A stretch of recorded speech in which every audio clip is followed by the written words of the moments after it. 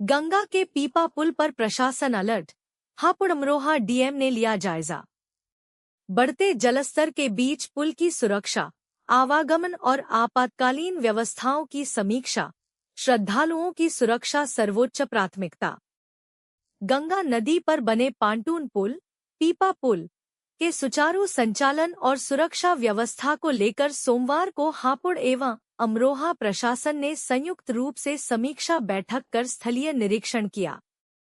जिलाधिकारी हापुड़ श्रीमती कविता मीना एवं जिलाधिकारी अमरोहा ने पुल की वर्तमान स्थिति के साथ कनेक्टिंग मार्ग, बैरिकेडिंग और प्रकाश व्यवस्था का जायजा लिया। निरीक्षण के दौरान पीपा पुल से प्रतिदिन होने वाले आवागमन, दोपहिया एवं चार पहिया वाहनों की आवाजाही तथा श्रद्धालुओं की सुरक्षा को लेकर आवश्यक व्यवस्थाओं की समीक्षा की गई।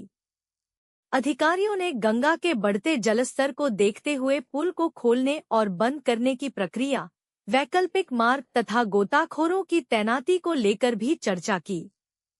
दोनों जनपदों के अधिकारियों ने आपसी समन्वय से पुल के रखरखाव, साफ सफाई और किसी भी आपातकालीन स्थिति में तत्काल बचाव कार्य सुनिश्चित करने के निर्देश दिए। अधिकारियों ने संबंधित विभागों को पूरी तरह सतर्क रहने और व्यवस्थाओं में किसी भी स्तर पर लापरवाही न बरतने को कहा। जिलाधिकारी ने कहा कि पांटून पुल दोनों जनपदों के बीच कनेक्टिविटी का महत्वपूर्ण साधन है। श्रद्धालुओं और आमजन की सुरक्षा सर्वोच्च प्राथमिकता है, इसलिए सभी संबंधित विभाग अलर्ट मोड में रहकर व्यवस्थाओं को दुरुस्त रखें। तिगरी मेला है तो कैंटीन पुल की बात चल रही है, तो क्या कुछ रहा इसमें? ये जो बैठक है ये आगामी तिगरी मेला को लेकर जो कार्तिक मास की पूर्णिमा से शुरू होता है और 15 दिन इधर करो।